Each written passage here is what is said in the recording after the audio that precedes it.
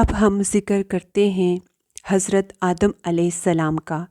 اللہ تعالیٰ قرآن میں فرماتے ہیں، میں نے جنوں اور انسانوں کو اپنی عبادت کے لیے پیدا کیا ہے۔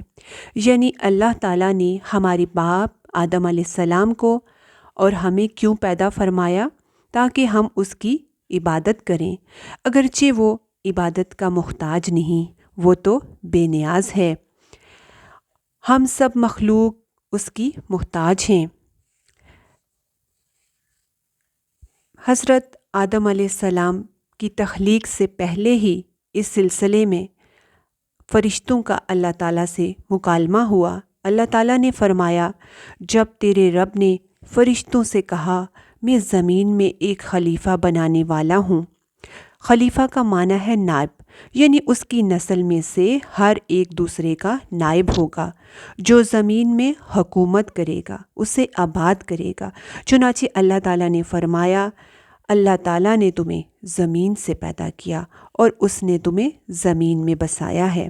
اللہ تعالیٰ کا ارادہ ہوا کہ زمین کو آباد کروائے، جبکہ اس سے پہلے جو مخلوق اس میں آباد تھی یعنی جن، وہ اس قابل نہیں تھے، کیونکہ ان میں اس قدر عقل و دانش نہیں تھی کہ زمین کو پر رونق سرسبز و شاداب رکھ سکیں۔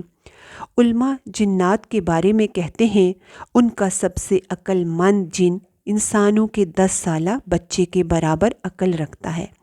اس لیے زمین کو آباد کرنے کی صلاحیت اللہ تعالیٰ نے انسانوں کو بخشی۔ اللہ نے انسان کو بہترین ڈھانچے اور حسین ترین شکل و صورت سے نوازا، پھر اپنی روح اس میں پھونکی، یعنی اس میں جان ڈالی۔ فرشتوں نے اللہ تعالیٰ سے سوال کیا، سورہ بقرہ میں ہے کہ ایسی مخلوق کیوں پیدا کر رہے ہو جو اس میں یعنی زمین میں فساد کرے اور خون بہائے، جبکہ ہم تیری تسبیح حمد یعنی پاکیزگی بیان کرتے ہیں۔ اس کے جواب میں اللہ نے فرمایا، جو میں جانتا ہوں وہ تم نہیں جانتے۔ فرشتوں نے کوئی اعتراض نہیں کیا تھا، بلکہ جاننا چاہا تھا، کیونکہ اس سے پہلے جنات نے زمین میں خون خرابہ کیا تھا۔ وہ وضاحت طلب تھے کہ انسان کو پیدا کرنے کی کیا وجہ ہے، کیونکہ انسان کو اللہ تعالیٰ اختیار کے ساتھ پیدا کر رہے تھے، تو یہی امکان تھا کہ وہ بھی فساد اور خون خرابہ کریں گے۔ تو انہوں نے یعنی فرشتوں نے تعجب اور حیرت کی بنا پر یہ سوال کیا تھا، کیا یہ بھی جنوں کی طرح ہوں گے؟ اسی طرح انہیں یہ خدشہ لاحق ہوا کہ شاید ان سے اللہ تعالیٰ کی عبادت میں کوئی کمی یا کوتاہی واقع ہوئی ہے، جس کی وجہ سے اللہ کوئی نئی مخلوق پیدا کرنا پڑی۔ اس لیے ان کی بات یہ بھی تھی کہ ہم تیری حمد اور ثنا بیان کرتے ہیں۔ بہرحال ان کے سوال کے 2 مقصد تھے، کیا یہ جنوں کی طرح فساد کرنے والی قوم ہے؟ کیا تیری عبادت میں ہم سے کوئی کوتاہی ہوئی ہے؟ اس پر اللہ نے فرمایا، جو میں جانتا ہوں وہ تم نہیں جانتے۔ اس موقع پر فرشتوں کے ذہنوں میں ایک اور بات آئی کہ اللہ تعالیٰ جو بھی مخلوق پیدا کرے گا وہ ہم سے زیادہ معزز اور عالم نہیں ہو سکتی۔ یعنی جب فرشتوں نے باقی مخلوق کا جائزہ لیا، مثلاً آسمان، زمین، پہاڑ، جن، چوپائے وغیرہ، تو انہوں نے سوچا یہ ہم سے زیادہ مرتبے والی نہیں ہے، اور جو مخلوق پیدا ہو رہی ہے وہ بھی ہم سے زیادہ مرتبہ نہیں رکھتی۔ ہمارا خاص مقام ہے کہ اللہ کی تسبیح میں مصروف ہیں، اللہ کے تمام احکامات بجا لاتے ہیں۔ یہ مخلوق پیدا بھی ہو گئی تو کیا ہوا، ہم سے زیادہ معزز اور علم والی نہ ہوگی۔ بہرحال اللہ نے جب آدم علیہ السلام کو بنانا چاہا تو فرشتوں کو زمین سے مٹی لانے کا حکم دیا۔ چنانچہ اللہ تعالیٰ کے پاس مٹی لائی گئی۔ امام ترمذی اور امام احمد ایک حدیث بیان کی ہے جس کے الفاظ کچھ یوں ہیں کہ اللہ تعالیٰ نے آدم کو مٹی کی ایک مٹھی سے پیدا فرمایا۔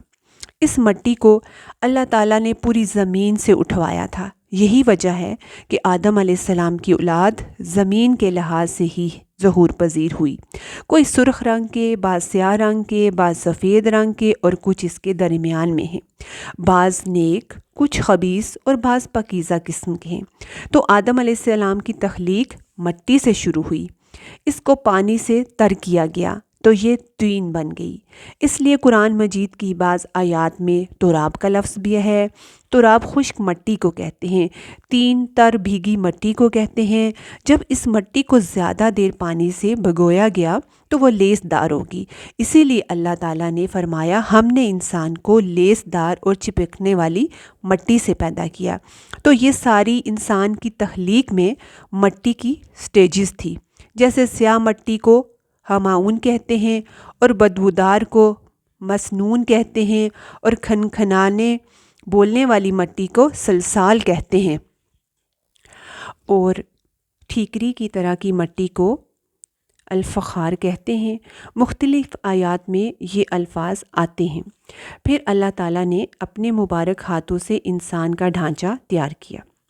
اللہ نے فرمایا میں نے اپنے دونوں ہاتھوں سے پیدا کیا، یعنی آدم علیہ السلام کو۔ پہلے اسے ایک مورتی کی صورت میں ڈھالا، اس کے بعد ایک مقررہ مدت تک چھوڑے رکھا، یہاں تک کہ گیلی مٹی خشک ہوگی اور اس کا رنگ سیاہ ہو گیا، بدبو آنے لگی، پھر وہ کھنکھناتی مٹی میں بدل گئی اور آخر کار آگ پر پکی ہوئی مٹی یعنی فخار ٹھیکری کی صورت اختیار کر گئی، جس سے مٹکے وغیرہ بنائے جاتے ہیں۔ انسان کی تخلیق دراصل اللہ تعالیٰ کا کرشمہ ہے۔ اللہ نے آدم علیہ السلام کو پیدا کیا تو ان کا قد 60 میٹر لمبا تھا۔ تمام جنتی لوگ جو ہیں اسی قد آدم کے ساتھ جنت میں جائیں گے، اور اس وقت سے لے کر اب تک مخلوق کا قد کم ہوتا چلا آ رہا ہے۔ صحیح مسلم اور مسند احمد کی روایت میں ہے، اللہ نے آدم علیہ السلام کو پیدا کیا تو اس کو کچھ عرصہ اپنی منشا کے مطابق ڈھانچے کی صورت ہی میں چھوڑے رکھا۔ ابلیس اس کے ارد گرد چکر لگانے لگا، اسے دیکھنا لگا اور اس نے دیکھا کہ وہ پیٹ والا ہے، یعنی آدم علیہ السلام کا ڈھانچہ جو تھا وہ پیٹ والا تھا۔ وہ سمجھ گیا کہ یہ مخلوق اپنے آپ کو کنٹرول نہیں کر سکے گی۔ اس بات سے ہمیں یہ بھی پتہ چلتا ہے کہ جنوں کا انسانوں کی طرح پیٹ نہیں ہے۔ تو آدم علیہ السلام 40 راتوں تک مجسمے کی صورت میں پڑے رہے۔ جسم موجود تھا مگر روح نہیں۔ ابلیس آتا، اس ڈھانچے کو ٹھوکر لگاتا تو ایسی آواز آتی جیسے خالی مٹکے پر ہاتھ مارنے سے نکلتی ہے۔ روح ڈالنے سے پہلے ایک مرتبہ آدم علیہ السلام کے پاس سے فرشتوں کا گزر ہوا تو وہ کچھ گھبرا گئے۔ ابلیس تو بہت زیادہ اس کو گھبراہٹ ہوئی، وہ گزرتے ہوئے ٹھوکر مارتا اور کہتا تجھے کسی خاص مقصد کے لیے پیدا کیا گیا ہے۔ یہ کہہ کر وہ آدم علیہ السلام کے منہ میں داخل ہو جاتا اور کمر کے راستے باہر آ جاتا، یعنی اس خالی ڈھانچے میں سے، اور فرشتوں سے مخاطب ہو کر کہتا اس سے گھبرانے کی ضرورت نہیں، اگر مجھے اس پر مسلط کر دیا گیا تو میں یقیناً اسے ہلاکت میں ڈال دوں گا، اور اگر اسے مجھ پر مسلط کر دیا گیا تو بلا شبہ میں اس کی نافرمانی کروں گا۔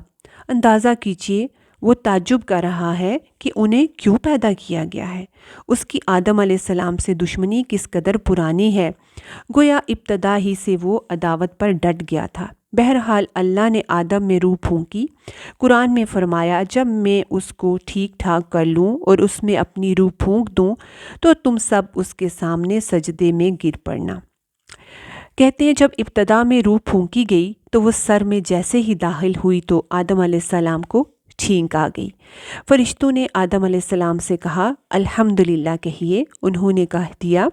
اللہ نے جواب میں فرمایا رحمک ربو، یعنی تجھ پر تیرا رب رحم فرمائے۔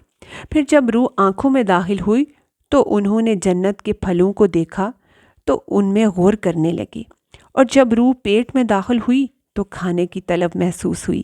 ابھی روح ٹانگوں تک نہیں پہنچی تھی اور کھانے کی خواہش پہلے ہی محسوس ہونے لگی۔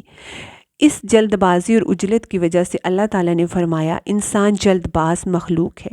اس کے بعد اللہ نے ان کی پشت پر ہاتھ پھیرا تو ہاتھ پھیرتے ہی ان کی پشت سے قیامت تک پیدا ہونے والے انسان باہر نکل آئے۔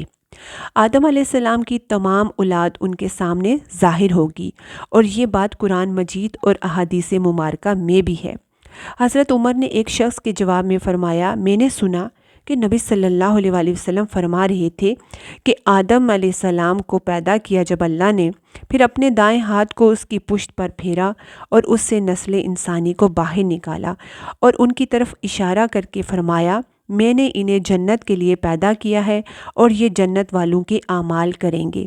پھر اپنے ہاتھ کو دوبارہ آدم علیہ السلام کی پشت پر پھیرا اور اس سے نسل انسانی کو باہر نکالا اور ان کی طرف اشارہ کر کے فرمایا، میں نے ان کو آگ کے لیے پیدا کیا اور یہ آگ والوں کے اعمال کریں گے۔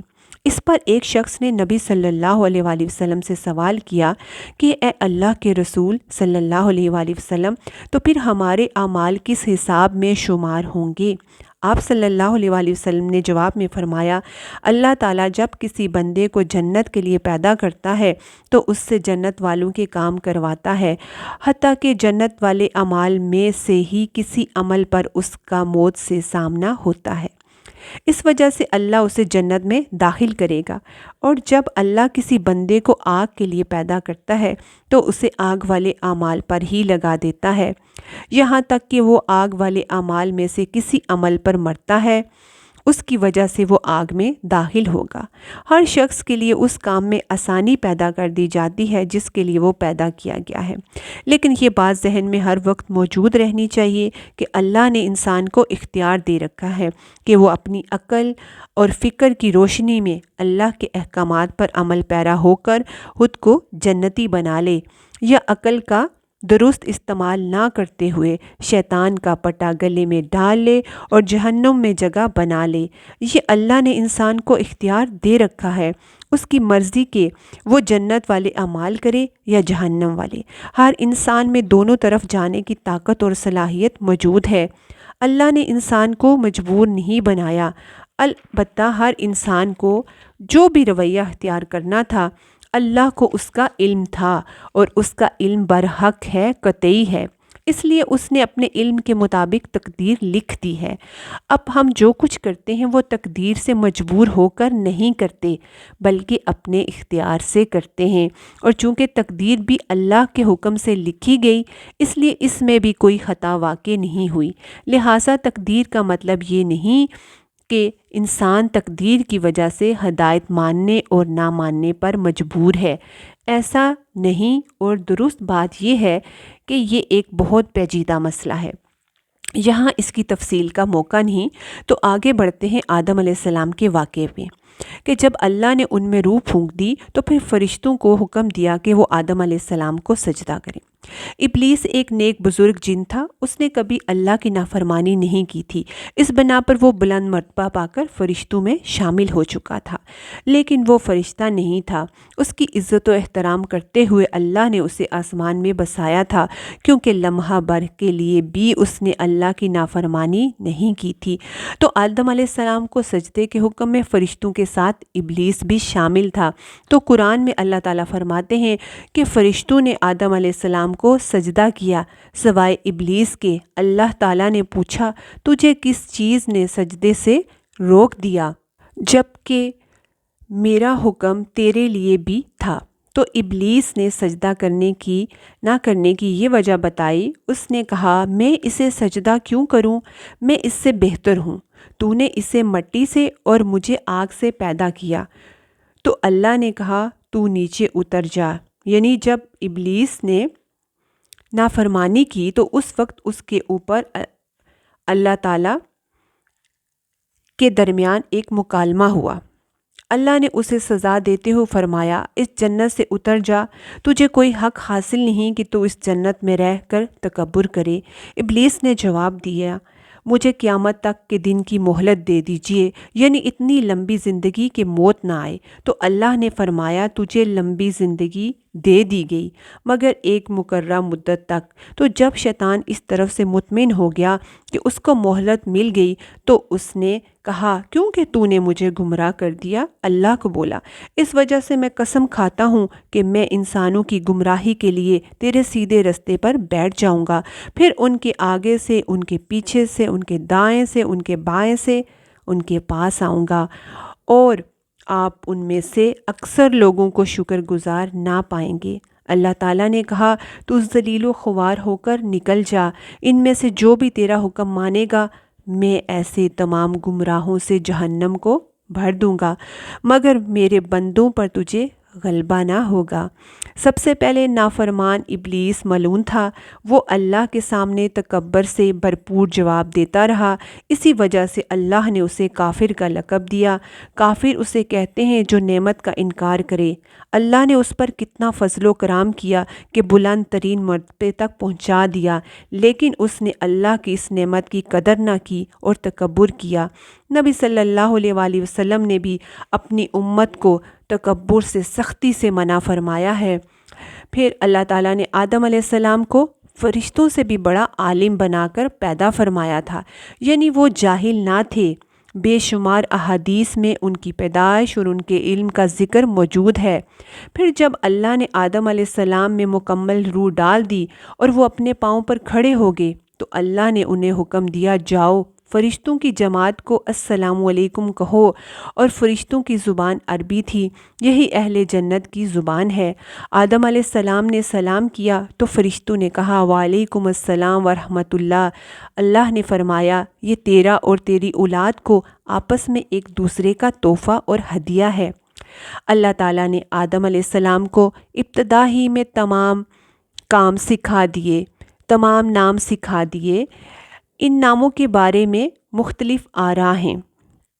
سیدنا عبداللہ بن عباس فرماتے ہیں کہ اللہ نے آدم علیہ السلام کو ہر چیز کا نام سکھا دیا تھا، مثلاً یہ زمین ہے، یہ پہاڑ ہے، یہ پرندہ ہے، یہ زمین ہے، یہ فلاں چیز ہے۔ وہ زمین و آسمان کی ہر چیز کا یعنی کہ نام جانتے تھے۔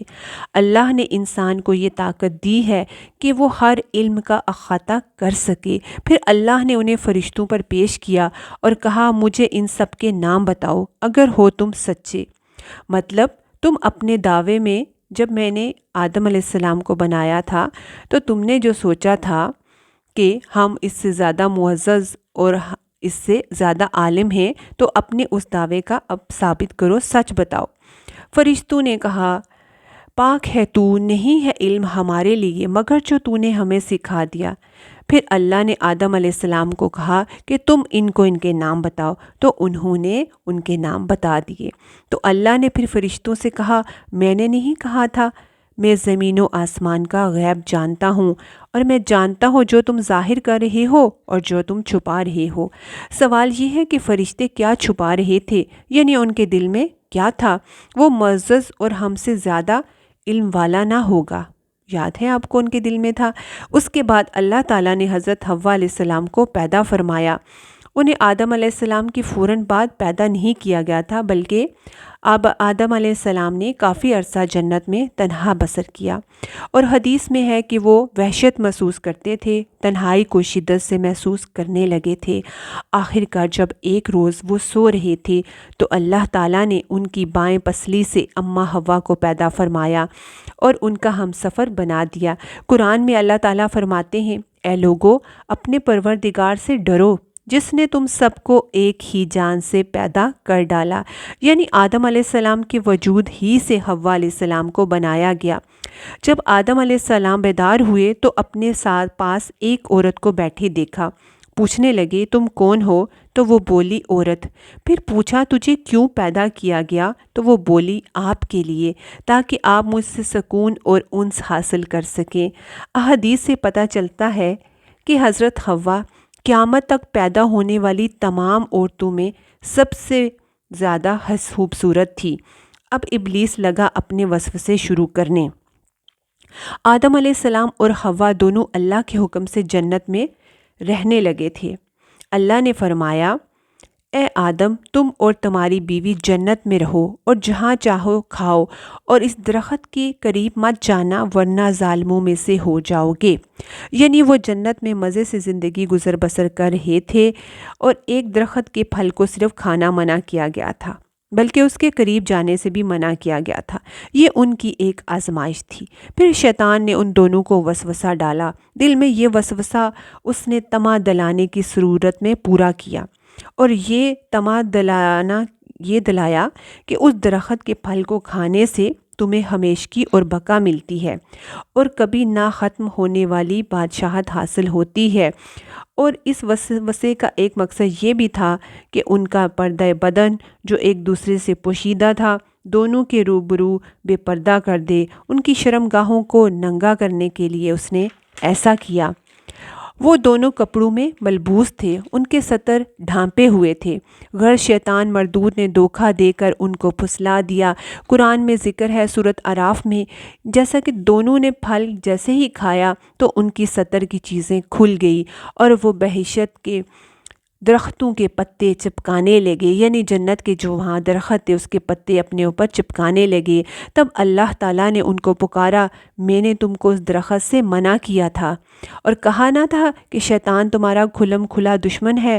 دونوں عرض کرنے لگے، پروردگار، ہم نے اپنی جانوں پر ظلم کیا اور اگر تو نے نہیں بخشا تو ہم تباہ ہو جائیں گے۔ اللہ نے حکم دیا کہ تم سب بہشت سے اتر جاؤ، اب سے تم ایک دوسرے کے دشمن ہو اور تمہارے لیے زمین میں ٹھکانہ ہے ایک مدت تک۔ آدم علیہ السلام اور حوا بھی زمین پر اترے اور ابلیس کو بھی اتارا گیا۔ ان کے اترنے کے بارے میں اختلاف پایا جاتا ہے۔ بہرحال حضرت آدم علیہ السلام کو ہند میں اور حوا کو جدہ میں اتارا گیا۔ جب حضرت آدم علیہ السلام اترے تو حوا کی تلاش شروع کر دی زمین میں۔ آخر کار میدان عرفات میں دونوں کی ملاقات ہو گئی۔ اسی مناسبت سے اس میدان کا نام عرفات ہو گیا۔ اللہ تعالیٰ نے زمین میں انسانوں کو پھیلانا شروع کر دیا، اس سے مردوں عورتوں کو بھر دیا۔ امام طبری فرماتے ہیں کہ حوا علیہ السلام نے آدم علیہ السلام کے لیے 20 ولادتوں میں 40 بچوں کو جنم دیا۔ ہر بار 2 بچوں کو جنم دیتی تھی، ایک لڑکا ہوتا اور ایک لڑکی۔ سب سے پہلا جوڑا قابیل اور اس کی بہن کمیم کا تھا۔ پھر انسانوں کی افزائش شروع ہوئی، آبادی میں اضافہ ہونے لگا۔ اللہ نے آدم علیہ السلام ہی کو ان کا نبی متعین کر دیا تھا، وہ انہیں دین سکھاتے رہے۔ اس وقت لوگ ایک ہی امت تھے، ان میں شرک نہ تھا۔ ابو موسیٰ اشعری سے روایت ہے کہ اللہ نے جب آدم علیہ السلام کو جنت سے زمین پر اتارا تو انہیں ہر چیز کی کاریگری صنعت کا علم تھا۔ جب اترے تو عالم بھی تھے، لباس میں ملبوس بھی تھے، کام کاج کے تمام طریقوں سے باخبر بھی تھے، لوہے، آگ، کپڑے، لکڑی کے استعمال سے بخوبی واقف تھے۔ اس کے بعد نسل انسانی بڑھنے لگی اور انسانی کمزوریوں کی وجہ سے گناہ شروع ہو گئے۔ سب سے پہلا قتل قابیل کے ہاتھوں اپنے بھائی کے قتل کی صورت میں سامنے آیا۔ قرآن میں یہ ذکر موجود ہے، قابیل کرخت اور سخت طبیعت کا تھا جبکہ حابیل نرم دل طبیعت کا تھا۔ قابیل کھیتی باڑی کرتا تھا اور حابیل مویشی چراتا تھا۔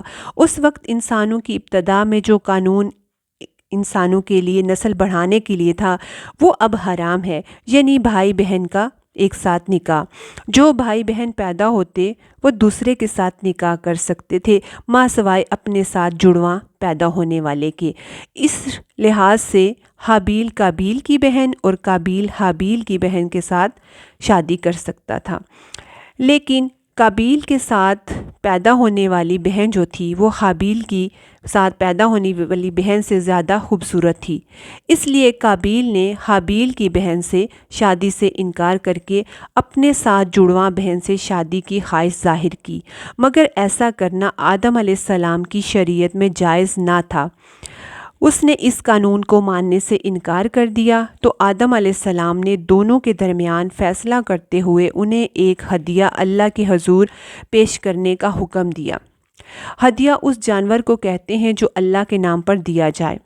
آدم علیہ السلام کے ہاں قربانی کی قبولیت کی نشانی یہ تھی کہ ایک آگ آسمان سے آتی اور اس قربانی کو جلا دیتی، تو اس کا مطلب ہوتا کہ قربانی قبول ہو گئی ہے، اور اگر آگ اس کو نہ جلاتی تو اس کا مطلب تھا کہ قربانی قبول نہ ہوئی۔ حابیل نے اپنے جانوروں میں سے بہترین لیا اور قربان گاہ میں لا کر اللہ کے حضور پیش کر دیا۔ دوسری طرف قابیل نے اپنی کھیتی میں سے ردی قسم کا غلہ قربانی کے لیے پیش کیا۔ دوسرے دن دونوں قربان گاہ پہنچے تو دیکھا کہ حابیل کی قربانی قبول ہو چکی ہے۔ یہ دیکھ کر قابیل حابیل پر غضبناک ہوا۔ شیطان نے بھی اسے وسوسے میں مبتلا کیا کہ اپنے بھائی کو قتل کر دے۔ اس نے اسے جان سے مارنے کا ارادہ کر لیا۔ اس وقت روئے زمین پر کوئی انسان قتل نہیں ہوا تھا، یہ انسانوں میں پہلا قتل تھا۔ چنانچہ اس نے ایک رات اپنے بھائی کو پتھر مار کر ہلاک کر دیا اور قتل کر کے اب وہ حیران تھا کہ اس کے ساتھ کیا کرے، کیونکہ اس وقت تک ابھی نسل انسانی موت سے دوچار نہیں ہوئی تھی۔ کوئی فوت نہیں ہوا تھا۔ اس کشمکش میں اس نے اپنے بھائی کی لاش کو کندھے پر اٹھایا اور چل پڑا۔ راستے میں اللہ نے 2 کوے بھیجے، وہ دونوں آپس میں لڑ پڑے، ایک نے دوسرے کو مار دیا اور زندہ کوا مٹی کھودنے لگا۔ اسی طرح اس نے ایک گڑھا تیار کر لیا، جب مردہ کوے کو اس میں ڈال کر اوپر مٹی ڈال دی۔ اس طرح قابیل کو دفن کا طریقہ معلوم ہوا۔ اس نے بھی گڑھا کھودا اور حابیل کی لاش کو اس میں دبا دیا۔ وہ اپنے کیے پر نادم ضرور تھا، مگر اللہ سے اس نے معافی نہ مانگی۔ حابیل کو قتل کرنے کے بعد قابیل اپنی بیوی کو ساتھ لیا اور دور دراز نرم زمین کے پاس جا کر رہائش پذیر ہو گیا اور آدم علیہ السلام کے سامنے تک نہ ہوا۔ ان سے اس کا رابطہ ختم ہو گیا۔ وہاں نئی نسل نے جنم لیا جو فحاشی، عریانی اور ان میں عروج تھا اس کا۔ عبادت کو اگرچہ یہ لوگ اللہ ہی کی کرتے تھے، مگر آدم علیہ السلام کی شریعت کے خلاف بے حیائی کے دل دادا تھے یہ لوگ۔ تقویٰ کی قلت تھی، احکام الہی کی ان کے ہاں نافرمانی تھی، ان کے شب و روز کا معمول اللہ کی نافرمانی میں تھا۔ اس کے بعد 2 لوگ جو تھے وہ لوگ 2 گروہوں میں تقسیم ہو گئے، یعنی کہ ایک شریر اور برے لوگ تھے جو قابیل کے ساتھ مل گئے اور آدم علیہ السلام کے دیگر بیٹے، اور نیک لوگ آدم علیہ السلام کے ساتھ مل گئے۔ آدم علیہ السلام 960 سال تک زندہ رہے۔ ان کی کل عمر تو 1000 سال تھی، لیکن 40 سال کم کر دی گئی۔ ابو ہریرہ رضی اللہ تعالیٰ عنہ بیان کرتے ہیں کہ نبی صلی اللہ علیہ وآلہ وسلم نے فرمایا، اللہ نے آدم علیہ السلام کو پیدا کیا تو ان کی پیٹھ پر ہاتھ پھیرا، اس طرح قیامت تک پیدا ہونے والے انسان جو تھے ان کی روحیں وجود میں آ گئی۔ پھر ہر ایک انسان کی آنکھوں کے درمیان ایک نور رکھ کر آدم علیہ السلام کے سامنے پیش کیا گیا۔ انہوں نے پوچھا، یا اللہ یہ کون ہیں؟ اللہ نے فرمایا، یہ تیری اولاد ہیں۔ ان میں سے ایک کی پیشانی کی چمک آدم علیہ السلام کو بہت اچھی لگی۔ انہوں نے پوچھا، یا اللہ یہ کون ہیں؟ فرمایا، تیری اولاد میں بہت دور جا کر ہیں، ان کا نام داؤد ہے۔ پوچھا، ان کی عمر کتنی ہے؟ فرمایا، 60 سال۔ آدم علیہ السلام نے کہا، یا اللہ 40 سال میری عمر میں سے ان کی عمر میں شامل کر دے۔ حابیل کے بعد اللہ تعالیٰ نے آدم علیہ السلام اور حوا علیہ السلام کو اس کا نعم البدل عطا کیا۔ اس کا نام انہوں نے شیس رکھا، کیونکہ وہ حابیل کے بعد بہت غمگین تھے۔